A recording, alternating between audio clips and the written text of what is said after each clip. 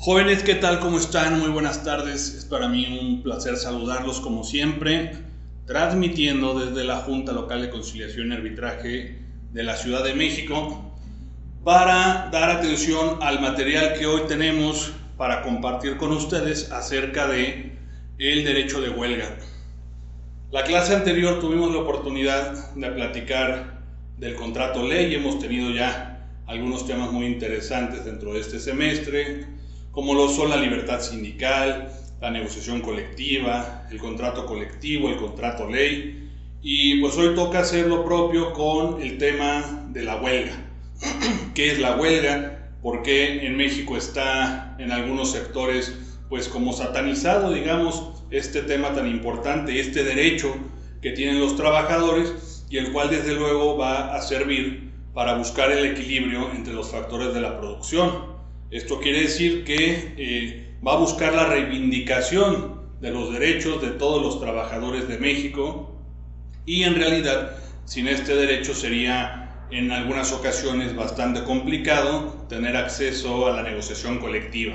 Digamos que pone el contrapeso en la balanza para que los trabajadores se sienten en la mesa de negociación pues en calidad de sujetos equivalentes junto con el patrón, para empezar a entablar el diálogo y para ver de qué manera pudieran mejorar las condiciones en las cuales desarrollan la relación laboral en algunos centros de trabajo.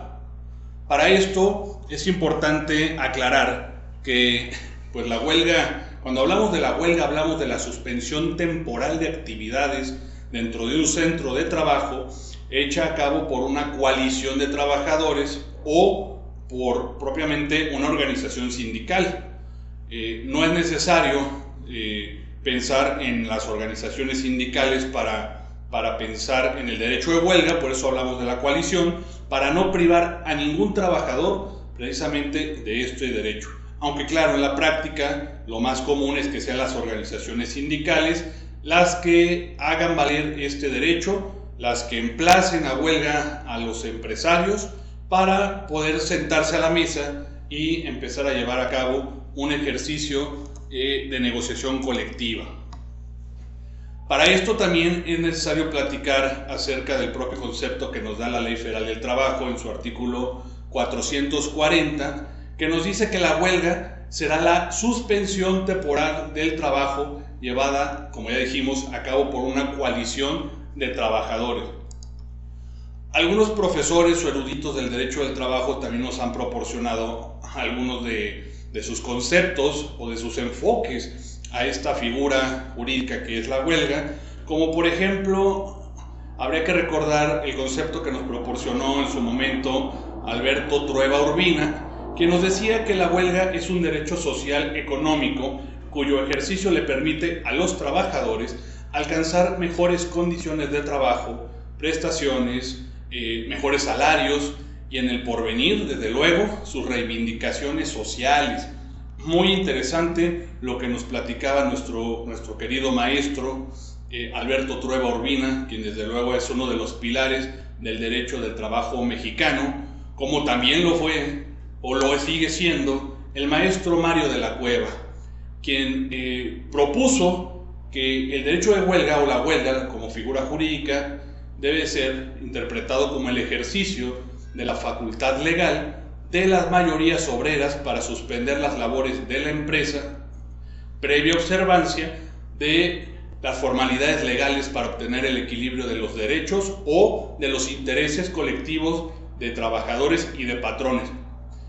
Ya Mario de la Cueva nos habla acerca de que hay que cumplir con ciertas formalidades legales para poder hacer valer esta suspensión temporal de los trabajos que, palabras más, palabras menos, nos servirá como un medio de presión para que sentemos al patrón en las mesas de negociación, para que se lleve a cabo este sano ejercicio de negociación colectiva con el cual buscaremos mejoras en cuanto a las prestaciones y los derechos que se establecen dentro del contrato colectivo de trabajo. Nosotros tenemos el antecedente, y de hecho tristemente en muchas partes sigue sucediendo, que se firman contratos colectivos únicamente con los derechos que ya se establecen en la Ley Federal del Trabajo, Y el propósito que tienen estos contratos colectivos pues sirven como una especie de barrera o como escudo para algunos emplazamientos de huelga por firma de contrato. Vamos a ver que es alguno de los objetivos que persigue la huelga, es sentar al patrón para firmar un contrato colectivo, esto de acuerdo a su artículo 450. Pero bueno, nosotros nos damos cuenta de que es una especie de barrera este tipo de contratos, los contratos colectivos de protección, que firman algunos sindicatos llamados blancos, y que precisamente la reforma laboral, tanto del 2017 en su parte constitucional, el 2018 con la ratificación del convenio número 98, así como la reforma a la Ley Federal del Trabajo de mayo, el 1 de mayo del 2019, atiende precisamente a impedir este tipo de contrataciones a espaldas de los trabajadores. Ahora lo que se busca desde luego es acreditar la legitimidad que le dan a las organizaciones sindicales, la voluntad de los trabajadores, para entonces sí tener acceso a ese ejercicio de negociación, para poder intervenir directamente en las mesas de negociación, siempre buscando la mejora de las condiciones de los trabajadores. Hay que recordar que el propósito de los sindicatos es el estudio, mejora y defensa de los intereses de los trabajadores de manera colectiva. Entonces, precisamente, lo que buscamos con esto es el proteger, el cuidar esos derechos ya establecidos en los contratos colectivos, así como el tener la facilidad de acceder a una mesa de negociación en conjunto con el patrón. Entonces Mario de la Cueva nos dice, bueno, hay ciertas formalidades que debemos de cumplir. Por otro lado, también es importante comentar el punto de vista de nuestro maestro Néstor de Buen, que nos propone que la huelga es la suspensión de labores de una empresa o establecimiento decretada por los trabajadores con el objeto, fíjense bien, el objeto de presionar al patrón para la satisfacción de un interés colectivo. El doctor de Buen ya nos habla de que la huelga precisamente funciona como un medio de presión para sentar a ese patrón, tanto para la negociación como para revisar el cumplimiento del clausulado del propio contrato. Entonces, desde luego, pues son muy interesantes estos tres conceptos doctrinales que nos proporcionan los pilares del derecho mexicano. Para hablar de la huelga, es importante hablar acerca de que tiene tres etapas. Tiene la etapa de la gestación, tiene la etapa de la prehuelga, tiene la etapa de la huelga estallada, y hay quienes consideran que incluso tuviera una cuarta etapa, que es la etapa de la poshuelga. Cuando nosotros hablamos acerca de la gestación, esta etapa, bueno, en esta etapa no intervienen ni el patrón ni las autoridades del trabajo.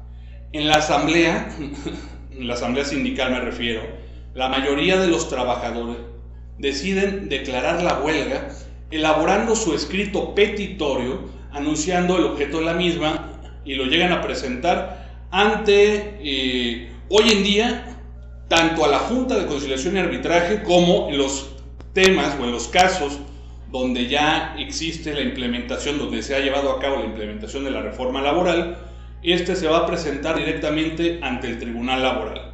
Entonces podríamos decir nosotros que la etapa de la gestación de la huelga pues es la planeación entre los trabajadores que conforman esa asamblea sindical, esa organización, para ponerse de acuerdo primero para decidir si van a llevar a cabo o no ese llamamiento al patrón a sentarse por medio de un emplazamiento de huelga que se va a presentar ante la autoridad jurisdiccional, ya lo dijimos, en los casos en los que no se ha llevado la implementación, en las juntas todavía, en los casos en los que ya se llevó a cabo la implementación, en los tribunales. Nuestra ley vigente, nuestro texto vigente, ya nos habla que se va a presentar ante el tribunal. Pero bueno, lo primero que van a decidir es si van a emplazar a huelga o no. Y lo segundo que deben de decidir es qué puntos van a ser los puntos que van a integrar el pliego petitorio que se va a acompañar al escrito de emplazamiento. O sea, cuáles son las solicitudes de este sindicato que están haciendo o que dan motivo a este emplazamiento de huelga. Además, desde luego, van a tener que mencionar cuál es el objeto que persigue esa huelga que se pretende estallar. Pero bueno, esa planeación será justo la etapa de gestación de la huelga. Después de la gestación tendremos la etapa de la prehuelga, ¿sí? Número 1, gestación. Número 2, prehuelga. Tan pronto se le notifique al patrón el pliego petitorio con emplazamiento a huelga, se inicia formalmente este periodo de prehuelga, que tiene como finalidad fundamental lograr una conciliación, para lo cual tiene lugar una audiencia de conciliación con el objeto de armonizar sus intereses ante la Junta de Conciliación y Arbitraje, en algunos casos el Tribunal por medio de conciliadores del Centro Autónomo de Conciliación o del Centro Federal de Conciliación y Registro Laboral, esto dependiendo si se trata de materia local o materia federal, ¿sí? Entonces el propósito que va a tener la etapa de la prehuelga será agotar todos los medios conciliatorios posibles por medio de pues la conciliación de la autoridad correspondiente, para ver si podemos evitar ese estallamiento de huelga que al final no conviene a nadie. Tanto los trabajadores como los patrones entienden muy bien la importancia de que un centro de trabajo se mantenga activo, se mantenga productivo. Únicamente en caso de que no se llegara a concretar esta negociación por un buen camino, que no se pudiera llegar a determinados acuerdos, entonces vamos a entrar a la etapa de la huelga estallada. La huelga estallada se va a iniciar en el instante en que suspendan las labores los trabajadores colocando banderas rojinegras. Esto como símbolo de la propia huelga, y debe de estallar exactamente a la hora y el día en que se señala en el escrito inicial presentado por la coalición mayoritaria de los trabajadores o del sindicato. Si estallara a otra hora, esto podría ser un motivo para declarar inexistente esta huelga, a menos de que se haya dado alguna prórroga por parte de los trabajadores.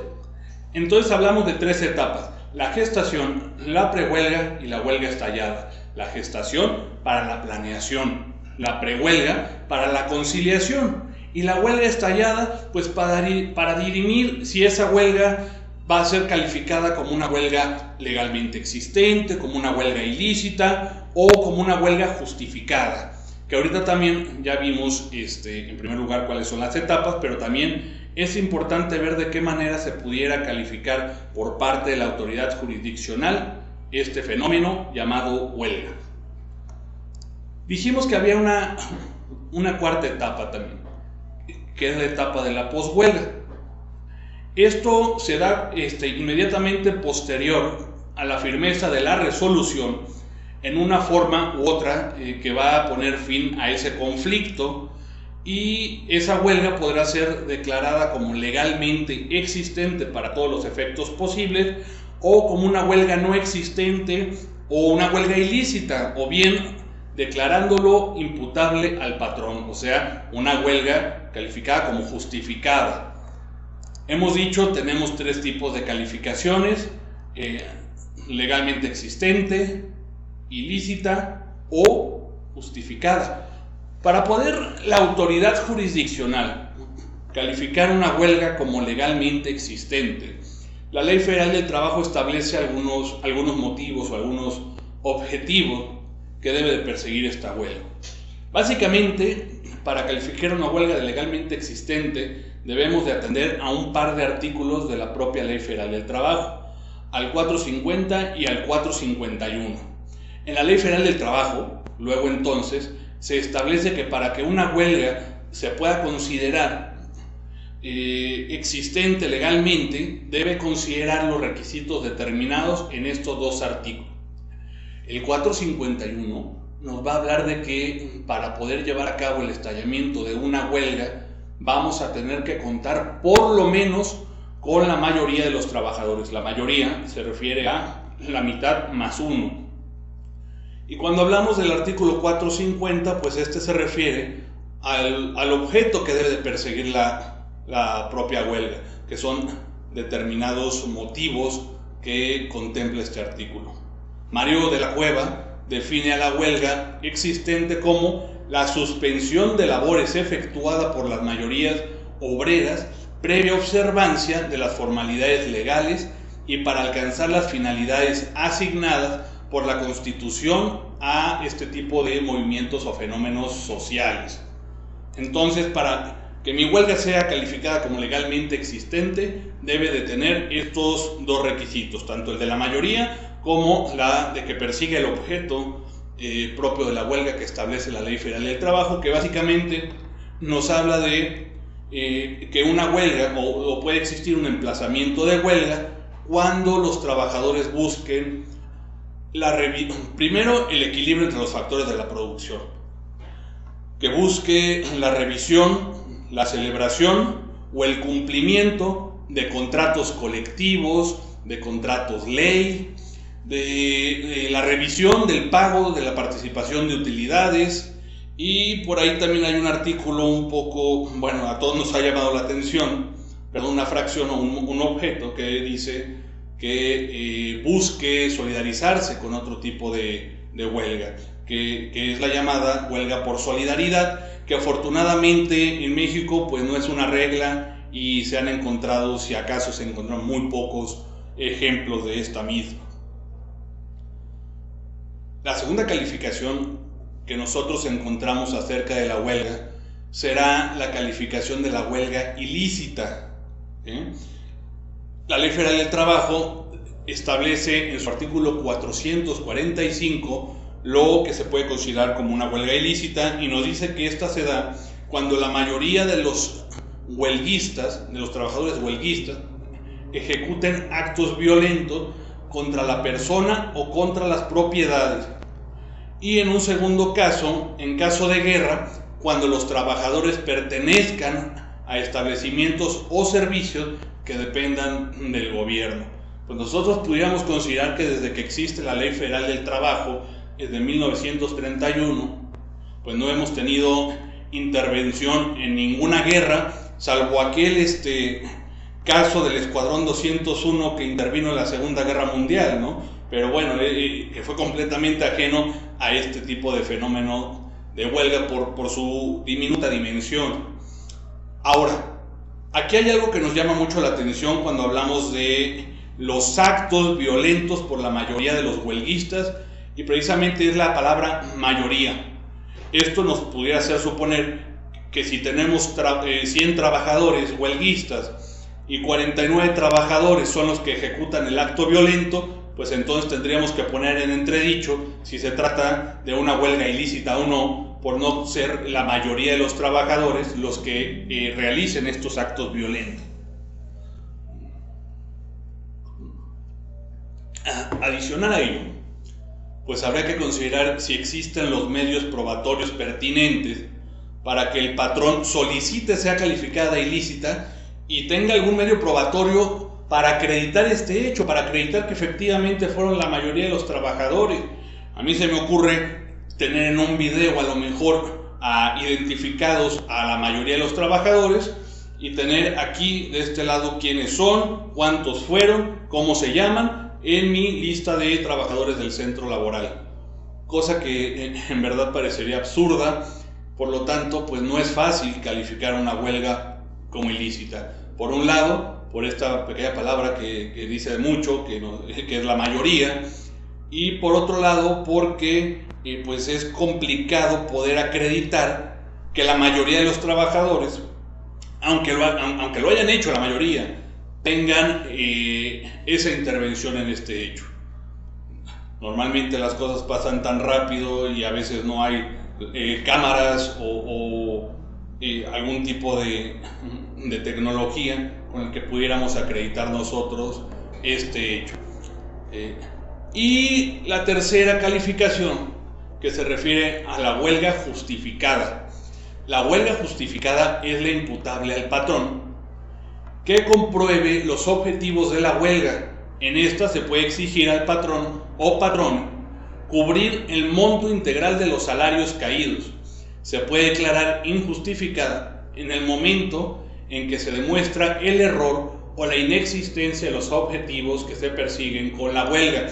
Esto quiere decir que una huelga primero puede ser calificada como legalmente existente si son la mayoría de los trabajadores los que respaldan ese emplazamiento de huelga, y si el escrito de emplazamiento, así como los puntos petitorios del pliego, están relacionados con el artículo 450 de la Ley Federal del Trabajo. Pero bueno, ahí vamos a calificarla de legalmente existente y nada más. Posteriormente, tenemos que acreditar que efectivamente esa motivación que nosotros plasmamos dentro del emplazamiento o dentro de los puntos petitorios del pliego, pues realmente sucedieron, realmente son imputables al patrón, porque entonces podríamos tener una huelga legalmente existente, si va acorde con lo que acabamos de decir, pero no se demuestra que haya una imputabilidad al patrón. Luego entonces sería una huelga legalmente existente pero injustificada. Entonces, pues bueno, hay que considerar estos puntos para saber cuál será la calificación por parte de la autoridad jurisdiccional, llámense juntas de conciliación y arbitraje o tribunales laborales. Insisto, el texto vigente de la Ley Federal del Trabajo ya nos habla acerca de los tribunales.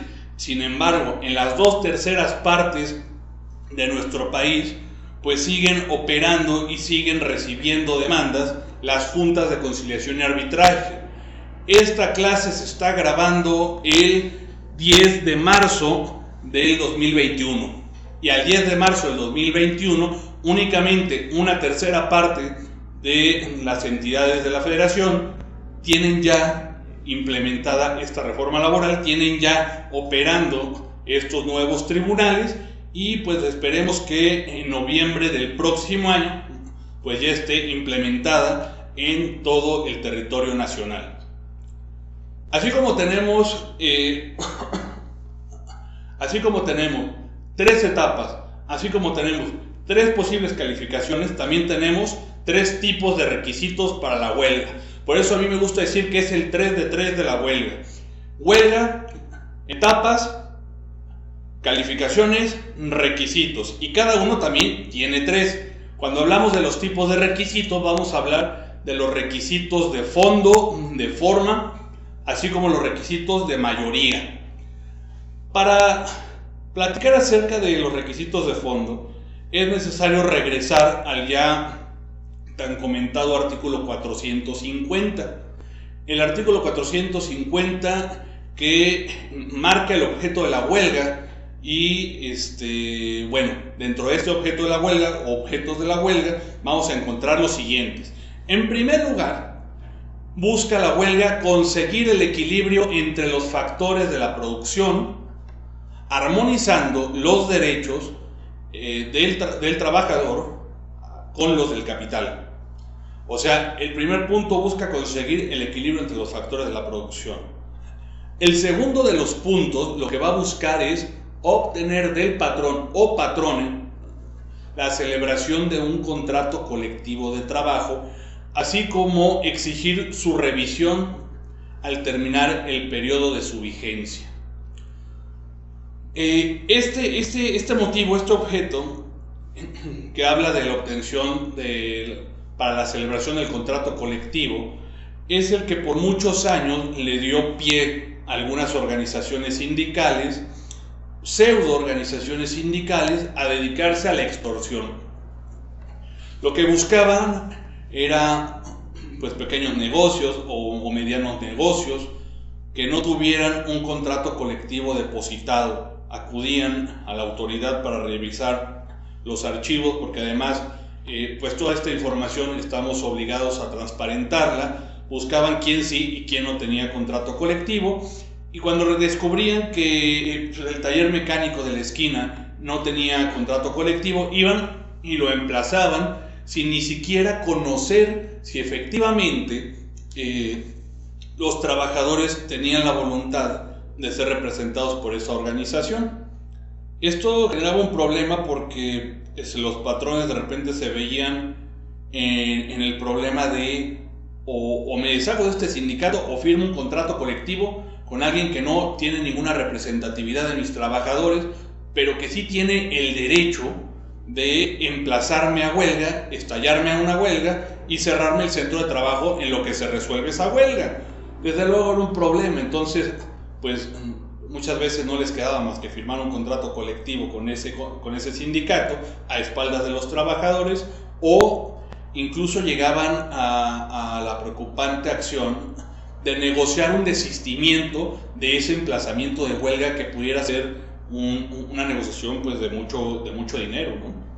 Mucho dinero que muchas veces no tienen las pequeñas y medianas empresas, que como sabemos son las empresas mayoritarias de este país. O sea, el 90% de las fuentes de trabajo son pequeñas y medianas empresas, que son las que no tienen el capital suficiente para aguantar este tipo de golpes de extorsión. Por lo tanto, buscaron el remedio y lo encontraron precisamente en los contratos de protección, precisamente para tener un contrato depositado y que ya no entrara el emplazamiento de huelga de otra organización.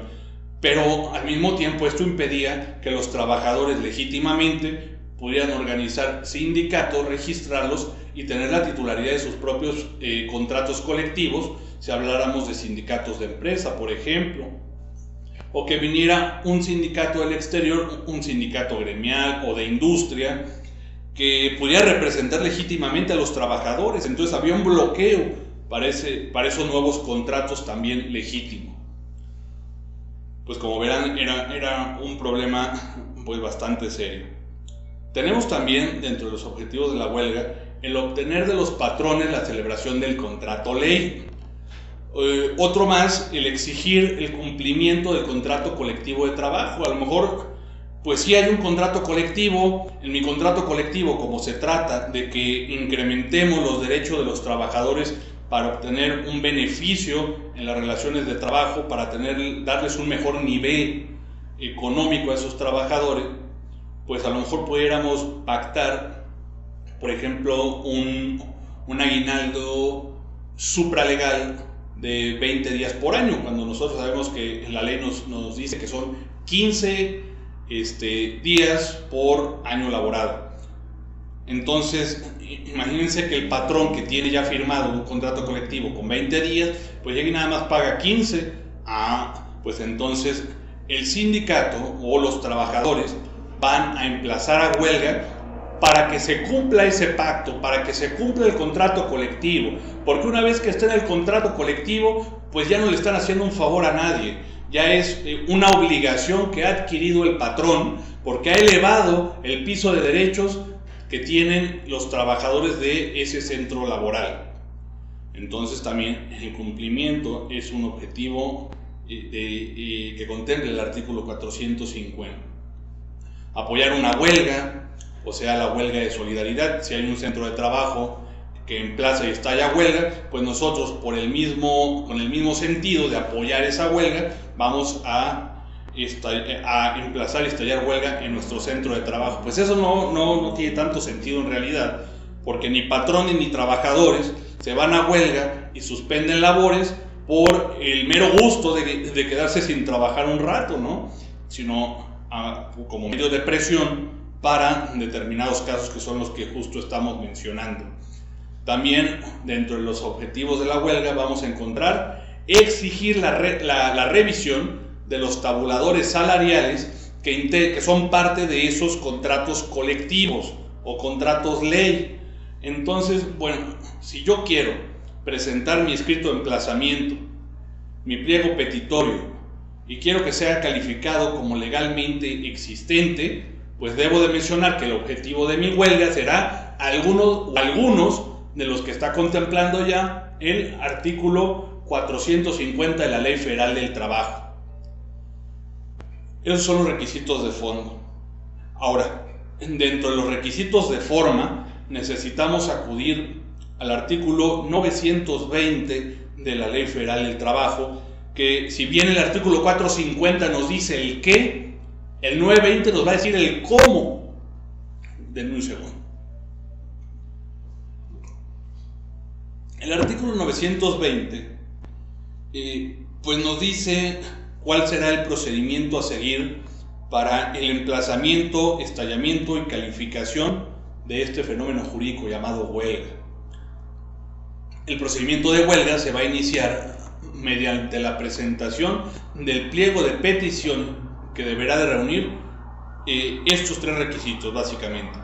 Primero, se debe de dirigir por escrito al patrón y en él se van a formular las peticiones, anunciarán el propósito que tiene irse a huelga y bueno, esto en caso de que no sean satisfechas esas peticiones. Y además van a expresar concretamente el objeto de la misma.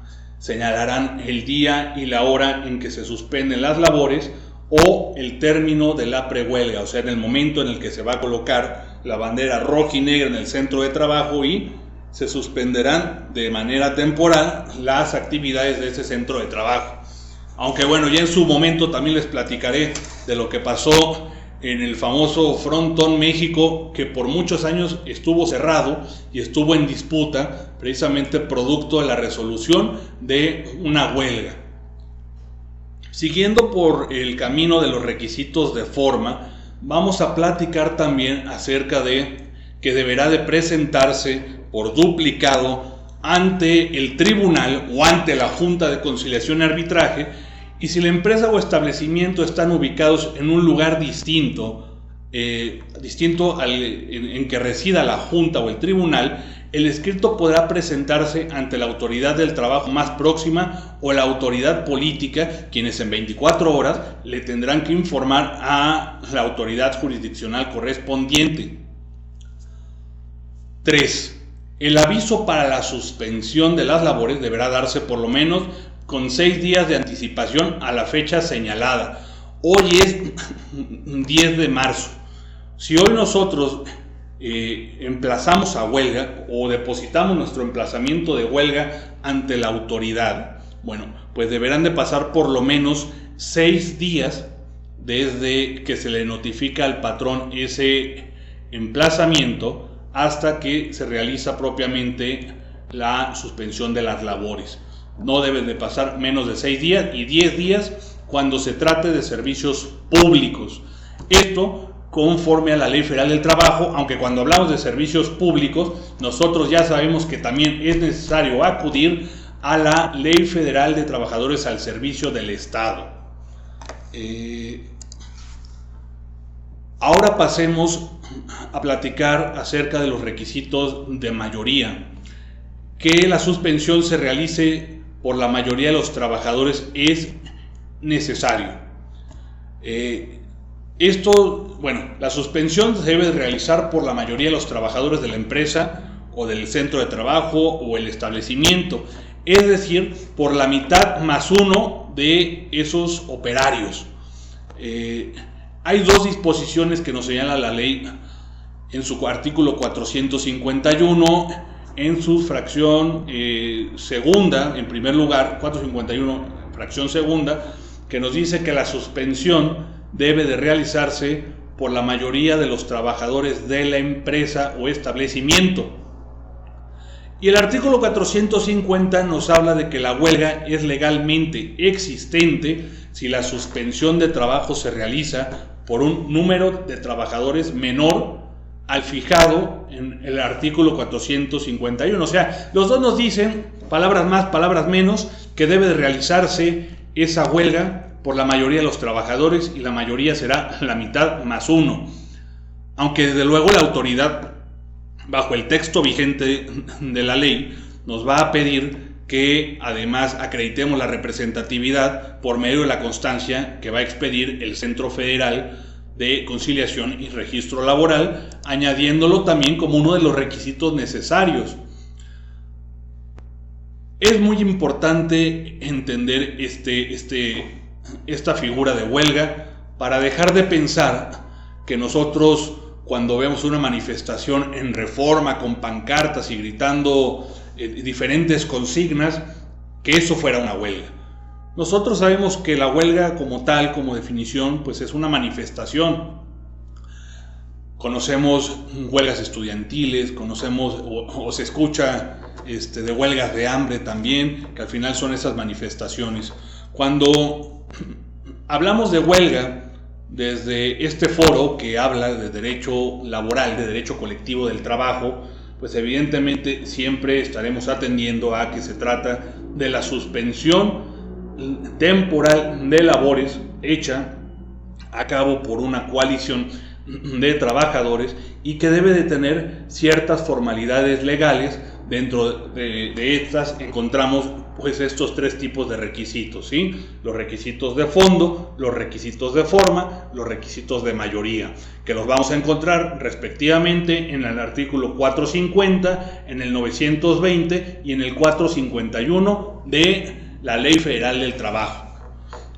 Es importante también hablar de algunas de las maneras en que puede terminar este fenómeno, esta huelga. Las formas de terminación de la huelga, de conformidad con lo dispuesto en el artículo 469 de nuestra ley, será, en primer lugar, pues por acuerdo entre los trabajadores huelguistas y los patrones. Este es el camino ideal, este es el camino de los acuerdos, de una negociación colectiva exitosa, y es el camino que se le desea que tenga todo tipo de manifestación de este tipo. En segundo lugar, también, si el patrón se allana en cualquier tiempo a las peticiones contenidas en el escrito de emplazamiento de huelga y cubre los salarios que hubiesen dejado de percibir estos trabajadores por un laudo arbitral o por una resolución ya propiamente de las autoridades jurisdiccionales, tanto un laudo arbitral de la Junta como una resolución, una sentencia por parte del tribunal. Y bueno, esto hay que considerarlo que solamente si los trabajadores huelguistas sometieran este conflicto a la decisión de esta autoridad. Interesante sin duda el tema de la huelga, interesante cómo este fenómeno ha funcionado desde que lo tenemos nosotros, desde que lo encontramos en la Ley Federal del Trabajo, y ahora con la reforma cómo se le ha fortalecido tanto al derecho de huelga como a la negociación colectiva, buscando pues que efectivamente se lleve, o que por algún día en la historia de nuestro país logremos una libertad sindical efectiva, que como bien sabemos todavía nos hace falta algunos pasos por recorrer, todavía nos falta algunos artículos por reformar, pero bueno, creo que de momento esta clase ha cumplido con su propósito, que es el tocar el fenómeno de la huelga. Nosotros pues ya sabemos que cualquier tipo de duda que se llegue a generar, pues la vamos a poder platicar en vivo en nuestra siguiente sesión, o pues me pueden hacer llegar sus comentarios o sus dudas al correo electrónico que ustedes ya saben que tengo y con el cual los atiendo con mucho gusto. Este video ha sido realizado el 10 de marzo del 2021 para mis alumnos, para mis queridos alumnos de la Universidad Iberoamericana, quienes cursan la clase de Derecho Laboral 2, o sea, Derecho Colectivo del Trabajo. Mucha suerte y hasta la próxima.